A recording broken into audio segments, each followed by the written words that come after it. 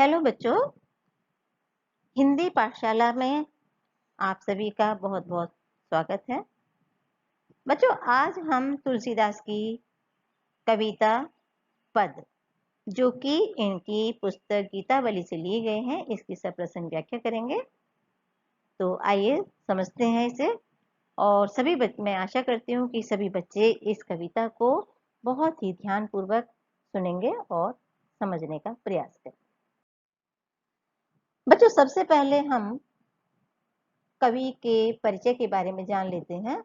इस कविता के जो कवि हैं वो तुलसीदास जी हैं, जिनका जन्म उत्तर प्रदेश के बांदा जिला गांव राजापुर में 1532 में हुआ था और इनकी मृत्यु 1623 में हो गई थी। बच्चों, इनकी जो प्रमुख रचनाएं हैं वो रामचरितमानस, कवितावली, विनय पत्रिका, गीतावली, दोहावली आदि हैं।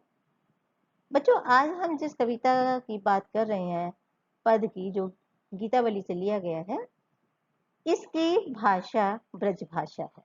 वैसे तो तुलसीदास जी अवधी भाषा के महान कवि माने जाते हैं, लेकिन इन्होंने दोनों प्रकार की भाषाओं में अपनी रचनाओं को लिखा है।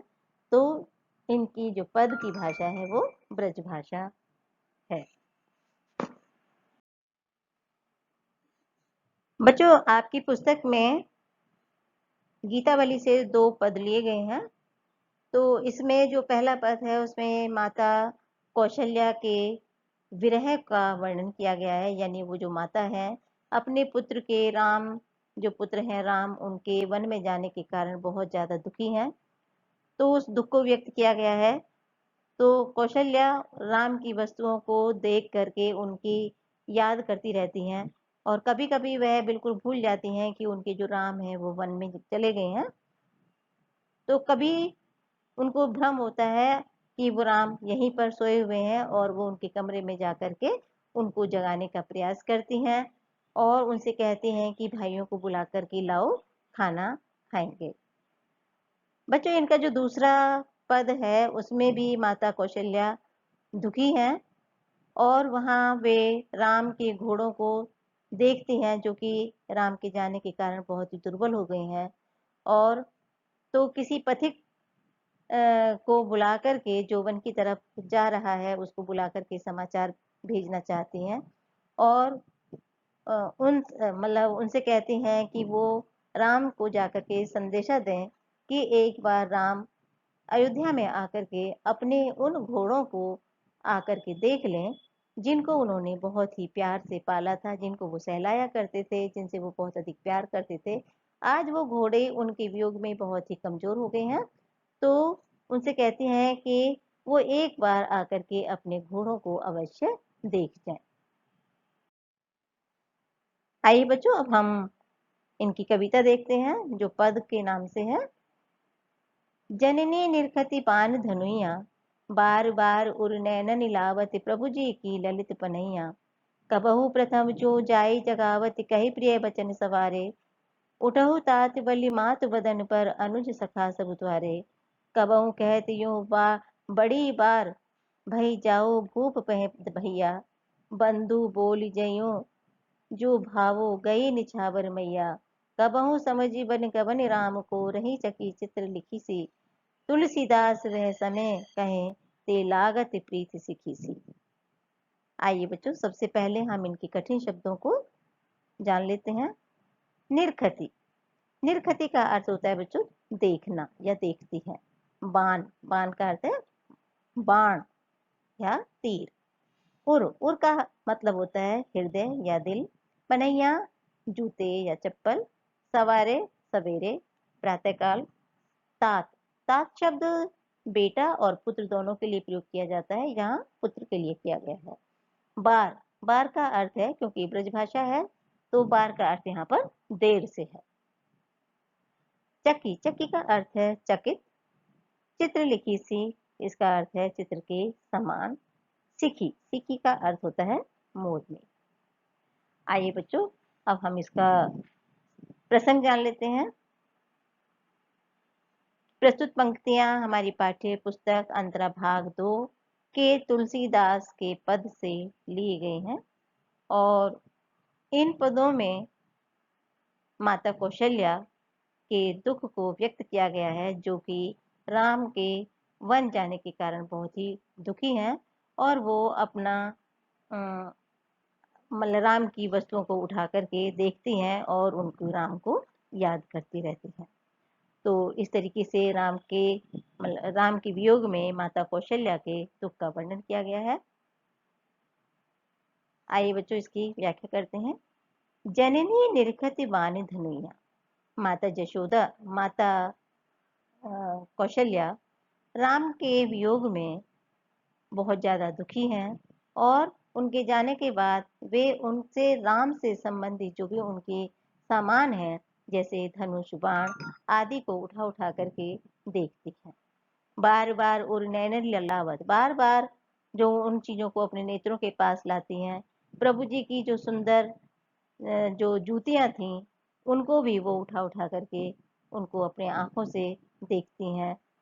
कबहुँ प्रथम जो जाई जगावत, कही प्रिय वचन सवारे, और कभी वह भ्रमवश ये भूल जाती हैं कि वो यहाँ पर नहीं है, तो वह अपने प्रिय वचनों से राम को जगाने का प्रयास करती हैं और कहती हैं कि सुबह हो गई है, पुत्र उठ जाओ। उठो तात बलिमात बदन पर, कहती हैं हे पुत्र उठ जाओ, माता कौशल्या तुम्हारे सुंदर चेहरे पर बलिहारी जाती है और तुम्हारे भाई और जो सखा या मित्र हैं, सब तुम्हारे द्वारे पर या दरवाजे पर खड़े हुए हैं। कबहुँ कहती हो बड़ी बार भई जाओ भूप पे पैया, कभी कहती हैं कि बहुत देर हो गई है और राजा दशरथ जो तुम्हारे पिता हैं उनसे जाकर के मिल करके आओ। बोल बंद बोल जय जो भावे गई निछावर मैया, और कभी उनको कहती हैं कि जाओ अपने भाइयों को और अपने जो सखा हैं, अपने जो मित्र हैं, उन सबको बुलाकर लेकर के आओ और जो भी तुम्हें भाता है, जो भी तुम्हें अच्छा लगता है, वही आकर के खाना खा लो। जइये का मतलब जी मतलब भोजन कर लो। कबहुँ समझ वन गवन राम को रही सके, और जब उनको ये समझ में आता है कि राम तो वन में चले गए हैं, तो वह एकदम चित्र के समान बिल्कुल एक जगह स्थिर खड़ी हो जाती हैं और अपनी सूझबूझ खो बैठती हैं। तुलसीदास वह समय कहे ते लागत प्रीति सिखी सी, और उस समय उनको देख करके ऐसे लगता है जैसे कोई मोरनी जो अपनी सुंदरता पर रीझती है, जो और वह पहले बहुत प्रसन्न होती है अपने सुंदर पंखों को देखकर लेकिन जैसे ही उसकी नजर अपने पैरों पर पड़ती है, तो वह दुख से भर जाती है और एकदम स्थिर खड़ी हो जाती है। तो यही दशा कौशल्या की भी है और वे दुख में बहुत ज्यादा दुखी हो चुकी हैं। बच्चों आइए इसका विशेष देखते हैं। माता कौशल्या पुत्र के वियोग में बहुत ज्यादा दुखी हैं यहाँ पर, और वे राम की वस्तुओं को देख करके मतलब जो माता कौशल्या हैं, उनको राम की याद आती रहती है। बच्चों इसकी भाषा जो है वो ब्रज भाषा है और इसमें राम के बाल वर्णन किया गया है, यानी उनको बुलाती हैं, जगाती हैं, इस तरीके से उनका बाल वर्णन है। करुण रस है क्योंकि दुख से भरी हुई हैं। बच्चों यहाँ पर पद छंद है, यहाँ पर पद छंद का प्रयोग किया गया है और अनेक स्थानों पर बच्चों यहाँ अनुप्रास अलंकार का भी प्रयोग किया गया है। पद में संगीतात्मकता और गेयता का प्रयोग किया गया है। बच्चों अब ये तुलसीदास जी का दूसरा पद है। आइए सबसे पहले हम इनके भी कठिन शब्दों को देखते हैं। बाजी, बाजी का अर्थ होता है बच्चों घोड़ा। बिलोकी देखकर। बहुरो, बहुरो का अर्थ है पुनः या फिर या दोबारा। सिधावो, लौट आओ। पय का अर्थ होता है बच्चों दूध। पोखी, पोखी का मतलब प्यार करना, पुचकारना। सार, सार का मतलब है देखभाल करना। झांवरे, झांवरे का अर्थ होता है बच्चों मुरझा जाना या कुंभलाना भी बोलते हैं इसको। अंदेशो, अंदेशो मतलब चिंता होना। अब पद है इनका राघो एक बार फिर आओ।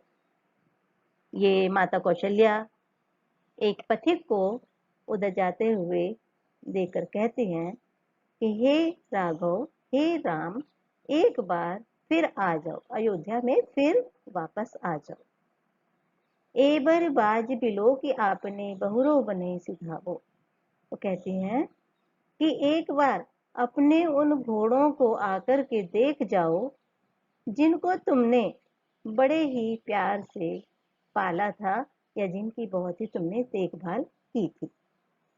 जे पै प्याए पोख कर पंकज बार बार चुकारो, कि इन घोड़ों को जो तुम बड़े प्यार से दूध पिलाते थे और अपने कमल रूपी हाथों से इनको बार बार सहलाते थे और पुचकारते थे, क्यों जी वहीं। वो कहते हैं कि ये क्यों जिए, ये कैसे जी पाएंगे मेरे राम लाडले, हे मेरे राम, हे मेरे लाडले राम, ये तुम्हारे बिना कैसे जी पाएंगे। ते अब निपट विसारे, अब इनका इस तरीके से जीना बहुत ही कठिन है। तो हे मेरे राम लाडले वापस आ जाओ, भरत सौगिनी सार करत है अति प्रिय जाने तिहारो। कहते हैं कि राम, हे राम, जो भरत तुम्हारे भाई हैं वो ये जानकर कि ये तुम्हारे बहुत ही प्यारे घोड़े हैं, तो वो बहुत ज्यादा यानी तुमसे भी ज्यादा 100 गुनी बार इनकी ज्यादा देखभाल करते हैं। तदपि तदपि दिन ही दिन होत झांवरे, मनहु कमल किन पारे। कहते हैं वैसे तो भरत तुमसे भी 100 गुनी ज्यादा इनकी देखभाल करते हैं, लेकिन फिर भी ये दिन प्रतिदिन यानी दिनों दिन ये कमजोर होते जा रहे हैं, मुरझाते जा रहे हैं। जैसे हिम मारे, जब बहुत ज्यादा सर्दी पड़ती है, पाला पड़ता है, तो उसमें कमल मुरझा जाते हैं, ऐसे ही ये घोड़े तुम्हारे दिन पर दिन तुम्हारे बिना कमजोर होते जा रहे हैं, मुरझाते जा रहे हैं। सुनो हो पथिक, हे पथिक सुनो, यानी राहगीर जो उधर जा रहा है वन की तरफ, उससे कहते हैं हे पथिक सुनो, जो राम मिलहि वन कहिवो मात संदेशो, कि जब वन में तुम्हें राम मिल जाएं तो उनसे माता का ये संदेशा दे देना, उनको कहना कि तुम्हारी माता का संदेशा आया है। और उन्होंने इस प्रकार से ये बातें कही हैं। तुलसी मोहे और सब हिनको, सब हिनते इनको बड़ो अंदेशो। वो कहती हैं कि तुलसीदास कह रहे हैं कि माता कौशल्या को इन घोड़ों की बहुत ही चिंता रहती है कि ये तुम्हारे बिना कैसे जी पाएंगे। कहते हैं कि मोही और सभी यानी इन सब से ज्यादा माता यशोदा, माता कौशल्या कहते हैं कि मुझे सबसे ज्यादा इन घोड़ों की चिंता सताए रहती है, तो इसलिए तुम एक बार अवश्य आ जाओ।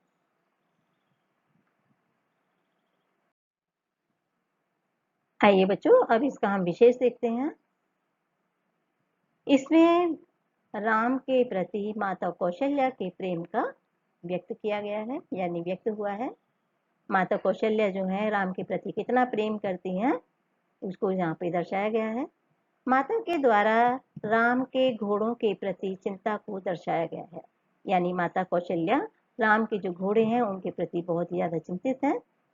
कर पंकज, कर यानी जो उनके हाथ रूपी, कमल रूपी हाथ, यहाँ पर रूपक अलंकार है। 100 गुनी सार, स वर्ण की 2 बार आवृत्ति हुई है, इसलिए यहाँ अनुप्रास अलंकार है।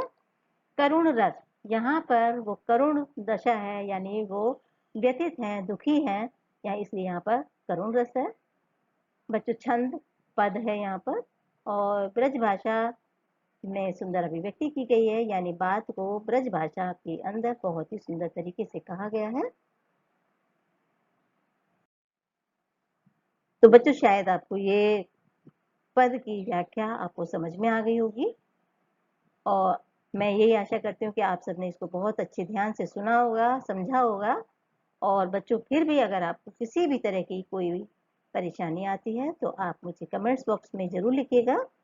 और बच्चों आपसे मेरी विनती है कि आप मेरे चैनल को सब्सक्राइब कीजिए और अधिक से अधिक अपने फ्रेंड्स में शेयर कीजिए, ताकि वो बच्चे भी लाभ उठा सकें इसका। और अगर किसी कोई परेशानी होती है तो आप मुझे मेल पर भी भेज सकते हैं। मेरा मेल एड्रेस है sarojhindipathshala@gmail.com। बेटा आप किसी भी तरह की कोई मेल भेजनी है, कोई पूछना है तो आप इस पर भी पूछ सकते हैं। Thank you.